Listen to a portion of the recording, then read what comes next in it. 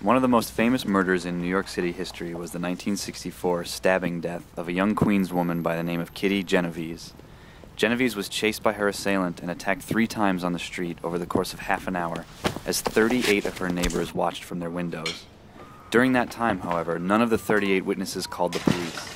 The case provoked rounds of self-recrimination. It became symbolic of the cold and dehumanizing effect of urban life. Abe Rosenthal, who would later become editor of the New York Times, wrote in a book about the case. Nobody can say why the 38 did not lift the phone while Miss Genovese was attacked, since they cannot say themselves. It can be assumed, however, that their apathy was indeed one of the big city variety. It is almost a matter of psychological survival. If one is surrounded and pressed by millions of people, to prevent them from constantly impinging on you.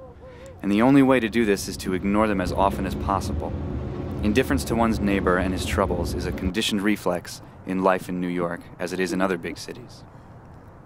This is the kind of environmental explanation that makes intuitive sense to us. The anonymity and alienation of big city life makes people hard and unfeeling. The truth about Genovese, however, turns out to be a little more complicated and more interesting. Honey, wake up. What? Did you hear that? What? Somebody's yelling out there. It's probably some drunk Jewish trying to light her up.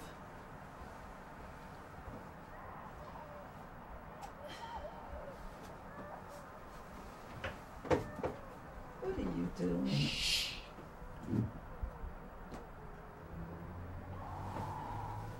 Can you see anything? There's a woman stumbling around. Should I call the police? I'm sure at least 30 people have called them already. I should call. Don't get involved, George.